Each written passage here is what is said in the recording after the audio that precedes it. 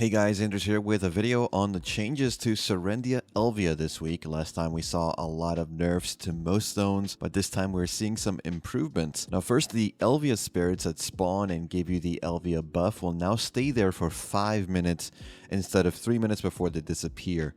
You will also now get a visual notification of when the Elvia spirit has a minute or less left before disappearing, and when you interact with the spirit, you will get a monster AP plus 3 buff for 5 minutes on top of the Elvia buff. This will also work if you have the Elvia debuff, so even if you're unable to talk to the spirit for the normal buff, you will still get that monster AP plus 3 buff. Alter Imps now has the elites closer to the flag and more dense packs together. The flag radius has also been reduced. This means you will need to kill the elites closer to the flag than before, and they have reduced leash range for the monster so you don't stack too many elites at once. I think this is meant to prevent being able to use multiple flags and multiple rotations. That's my guess though. The Beg boss spawn animation is now 50% faster than before and will now also spawn the normal flag elites alongside the boss. When Beg dies, another batch of elites will spawn as well. This will make the Beg spawn a lot more profitable than his current state in Korea. Party spots like Altar Imps and Castle Ruins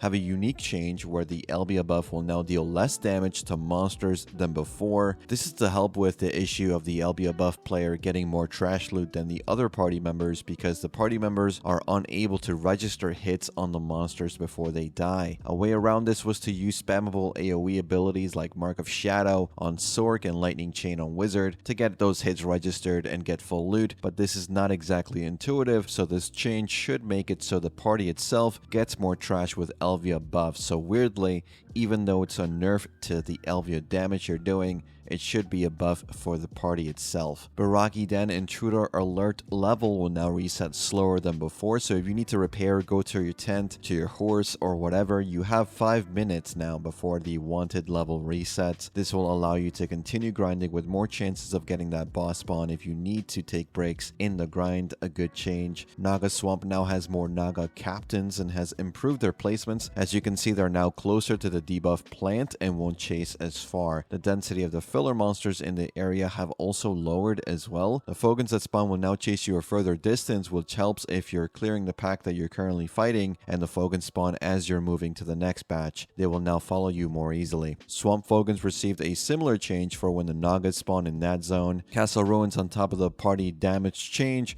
received placement and density buffs. Bloody Monastery now has Muskin spawn as a normal boss like other zones. He is no longer a party boss, and loot can only be looted by a single player. He is less difficult to fight as a result.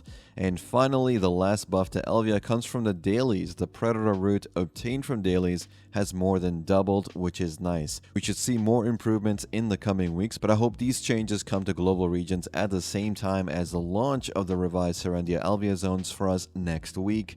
We'll see.